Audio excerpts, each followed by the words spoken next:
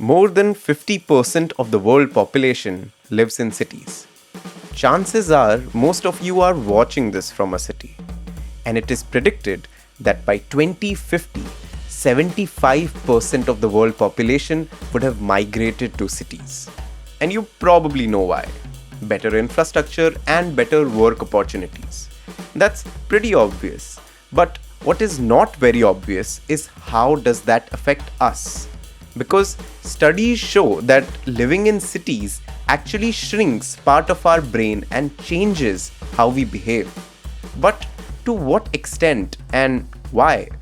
Then there is our beloved city Mumbai, the city that never sleeps or stops being under construction, the city of dreams, and also the city of sleepless nights. Make that make sense. In this video, I will try to make sense of that and connect everything so that we know what does living in a city like this do to our brain. Let me take you on a curious journey with me, and I promise no under construction roads ahead because I looked it up so you don't have to.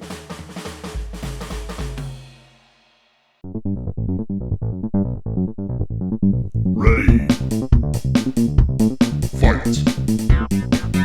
I chanced upon a very interesting essay written by Georg Simmel with the title The Metropolis and Mental Life. It talks about how living in a city reshapes a person and how they cope with a situation. It's actually very interesting. Other than the dated, hard to grasp language, since it was published in 1903, I would definitely recommend you have a look at it yourself. But since most of you won't, I did. And I will explain it to you. Lazy bastards. The city overwhelms the senses compared to a rural area. A rural area, for the most part, promises a predictable and stable lifestyle.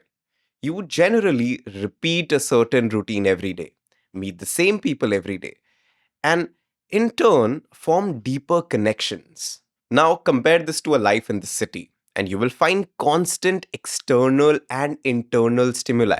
Loud noises, bright lights, continuous movement of people and objects, constantly changing jobs and trends. You meet thousands of strangers every day. But most interactions are brief, impersonal, and probably transactional. Life is, for the most parts, organized around money. Your senses never get a break. You are forced to react fast, your mind constantly assessing new faces and situations. George Simmel associates this with people living in cities having a more intellectual or rational responses to situations, while people living in the rural areas having a more emotional response. Now keep in mind that this is a generalization and not an accurate representation of each individual. But another interesting concept that was coined by him in this essay is something all of you will probably relate to: the blase attitude. This is a mental defense mechanism that people living in the cities develop to protect themselves from this overstimulation. Think about it. Without any defense mechanism, this constant overstimulation will fry our brain, or at least keep it busy from doing other important tasks. We needed to develop something to tackle this psychological stress. So, what did we develop? We developed being cold.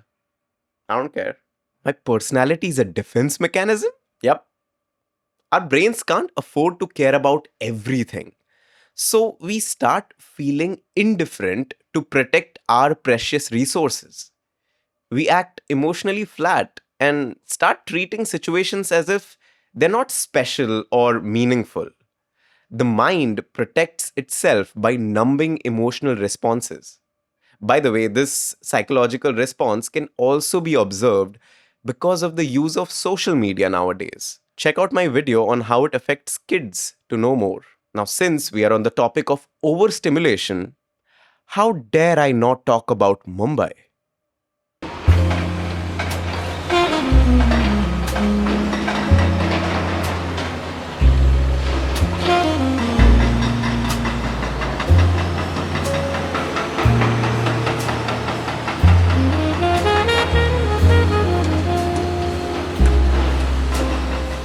This city shoots up your senses with lethal doses of stimulation every moment. No moment is dull, even if you want it to be. Oh, you want peace? Fuck that, you get construction! You want quiet? Fuck that, you get traffic! You get honks, you get fights, you get more construction, you get floods, you get construction, you get lights, you get construction, you get construction, construction! You get the gist. This city hammers down your senses till you can't feel shit anymore. Till the spirit of Mumbai is awakened inside you and slowly hollows you out. Also, this could be said about many other cities in the world, I'm sure. So, if you relate and aren't from Mumbai, I guess let me know where you're from. I'll make sure to never come there. I'm kidding. I'm seriously kidding. I'll definitely be there. But why does this city feel like it's always under construction? Have you seen old images of Mumbai from like 1800s and 1900s? It looks unrecognizable. Look at this blissfully unaware coastal city. Only if she knew what is going to happen to her. See, if we go back enough, we will find 7 islands. Kolaba, Old Women's Island, Bombay, Masgaon, Parel, Worli and Mahim in place of the city that we now call Mumbai. These islands were brought together through huge land reclamation projects, all through years 1784 to 1845. At the time, Mumbai was the financial gateway of India. It was very well connected to main industrial parts of India through railways and had a strategic port location on the Arabian Sea, which meant it became the hub for cotton trade that boomed during the American Civil War. After the country got independence in 1947, Mumbai had turned into an industrial city itself.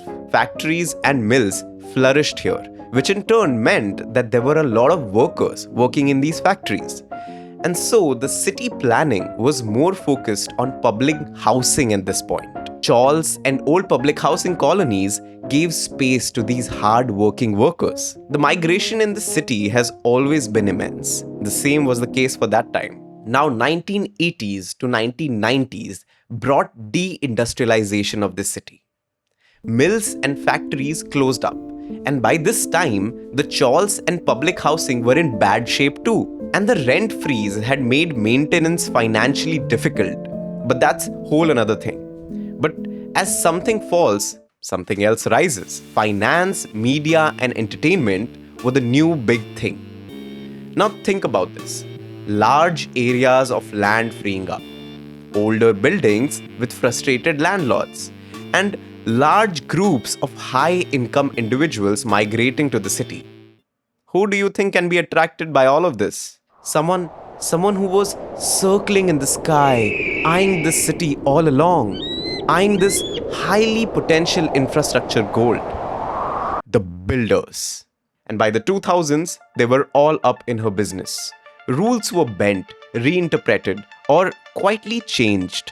Promised public housing and open space mostly shrank. What followed was construction, rehabilitation projects, land reclamation projects, mills turning into malls, high-rises replacing trees, basic infrastructure still completely lagging behind, by the way, because that doesn't make money. At least good roads don't. Now, at this point, it's just a reactive development that makes a lot of money to a lot of people.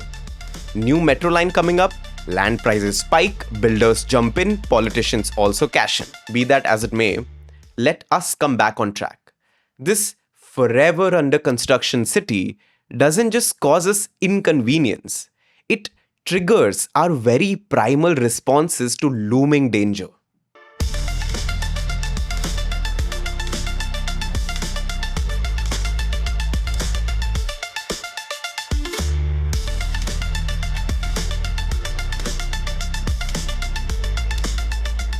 There is another study that talks about how it's not just city versus rural, but different urban environments affect differently too.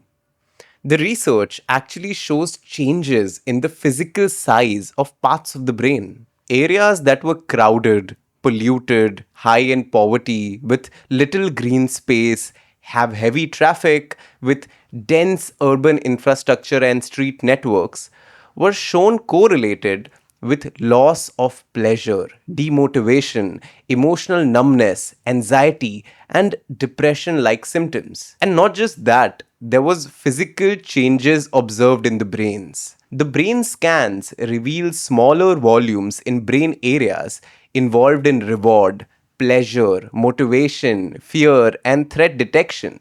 Whereas areas with green spaces, near a water body, far from waste and energy facilities, with less dense land use, almost acted as protective factors, reducing anxiety. Green and calm environment helps brain regulate fear and stress much better.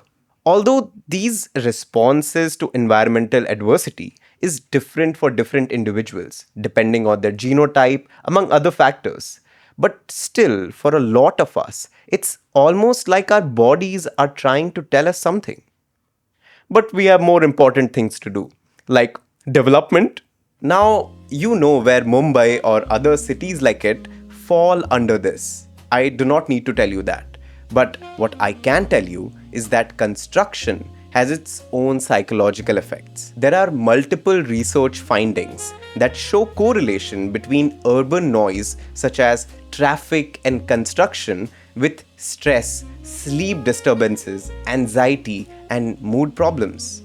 Living in a city that's always under construction can quietly mess with our heads more than we realize.